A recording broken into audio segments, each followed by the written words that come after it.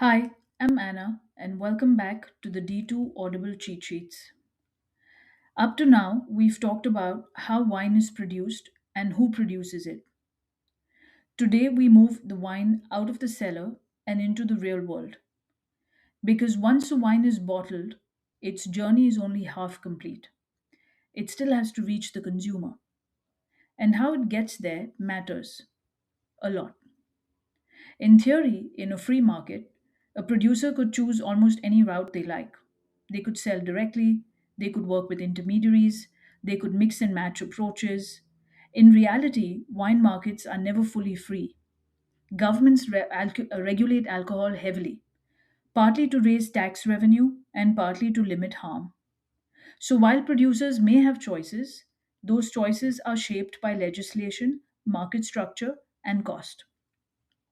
For our purposes, a free market is one where producers can choose how they sell and where they can change that choice if it no longer works.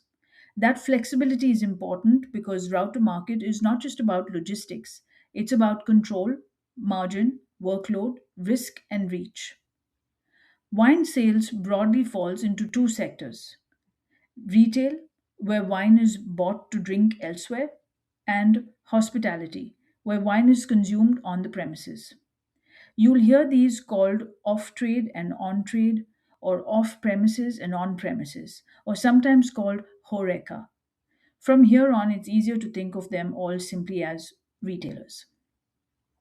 The first big decision a producer makes is whether to sell directly to retailer or to use an intermediary. Selling directly to retailers has a very clear attraction. No intermediary means no intermediary margin. Both the producer and the retailer can keep more of the value. Producers also retain more control over where their wines are sold and how they are presented, at least when working with smaller retailers.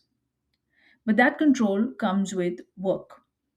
Selling direct means handling administration that would otherwise be outsourced: transport, delivery scheduling, documentation, insurance, and for exports, compliance with foreign labeling laws, duties, and taxes.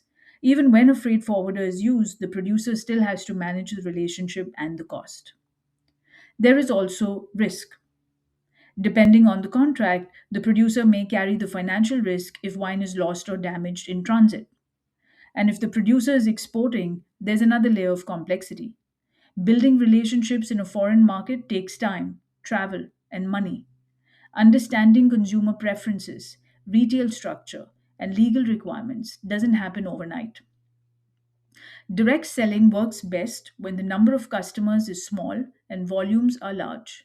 For example, a producer supplying a supermarket chain or a large restaurant group may find direct selling manageable.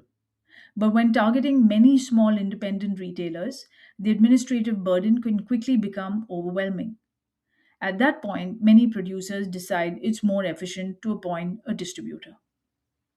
Distributors sit between producers and retailers. They buy wine from a range of producers and sell it to a range of retailers, usually within the same country as those retailers. You'll hear different terms used: importer, agent, wholesaler, and their precise meaning varies by market, but the core function is the same. The biggest advantage of working with a distributor is leverage. A distributor already knows the market. They understand which wines suit which retailers, current trends, price sensitivity, and consumer expectations. They already have relationships. That means producer doesn't have to start from zero. Distributors also absorb a lot of the operational burden. They arrange logistics, manage delivery, and usually take on the risk of loss or damage. If wine is being imported, they deal with duties, taxes, and labeling compliance. In markets with language barriers or complex regulation, this local expertise is invaluable.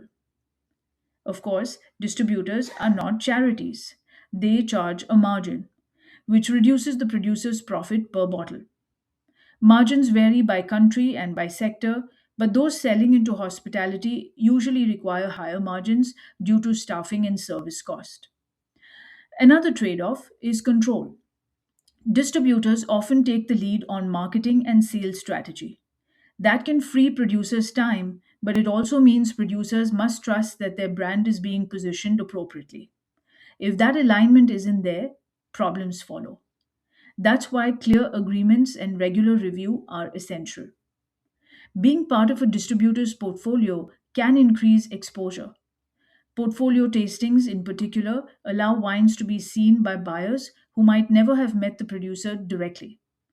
Retailers also prefer dealing with one distributor rather than dozens of individual wineries, which means producers gain access they couldn't achieve alone. But attention is finite. A distributor represents many wines.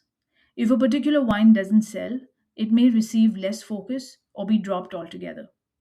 Larger distributors may also prefer larger producers, though specialist distributors can be an excellent fit for small focused estates.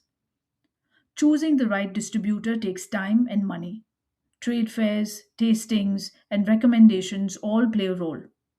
But choosing the wrong partner is far more costly than delaying the decision. Some producers go to a step further and establish joint ventures. This is particularly common in price sensitive markets where companies look to reduce cost and gain control.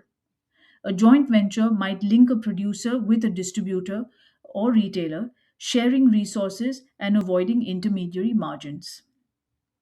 For a joint venture to work, the partners need to be of comparable size, and the contractual terms need to be very carefully defined.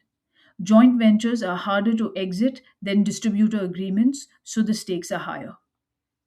Joint ventures are not new. Some long established distributors have shareholders who are producers, creating aligned but non competitive partnerships. More recently, producers and distributors have collaborated to create new wine brands designed specifically for certain markets. Closely related to this is the broader trend of mergers and acquisitions. In a merger, companies join forces to create scale and competitiveness. In an acquisition, a larger company buys a smaller one, often to gain capabilities, vineyards, brands, or market access.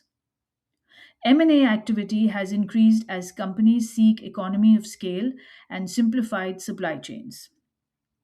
This has happened not only in production but also among distribution and retailers.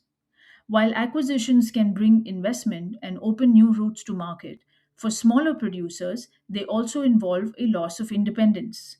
And not all acquisitions succeed, as history has shown.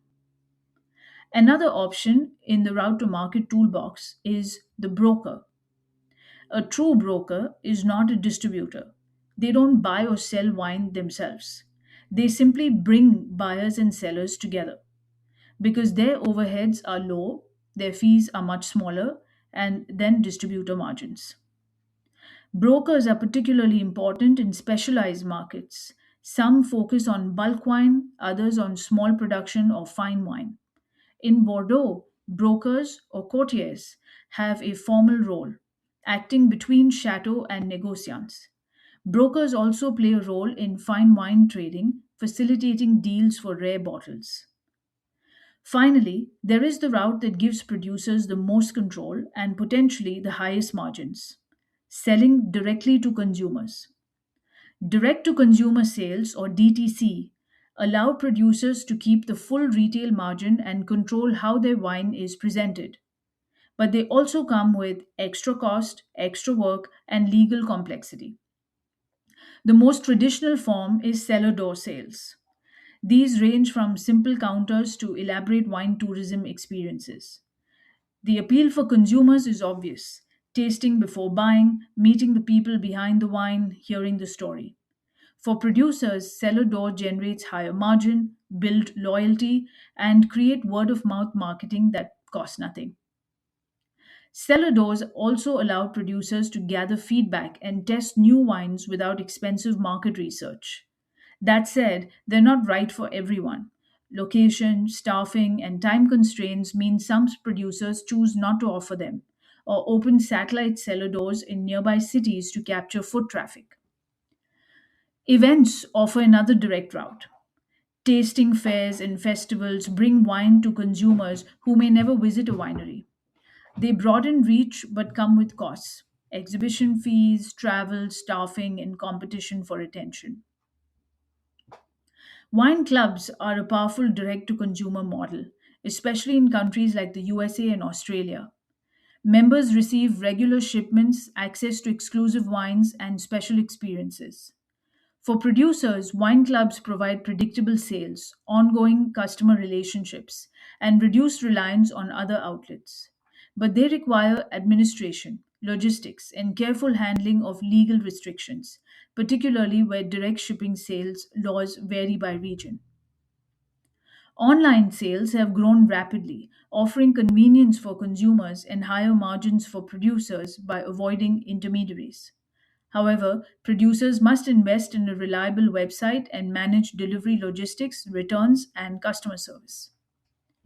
So, when you step back, this chapter isn't about memorizing routes, it's about understanding trade offs. Direct routes offer control and margin but require time, expertise, and infrastructure.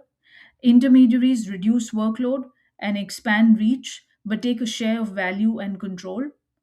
Most producers blend approaches to spread risk and match different wines to different channels.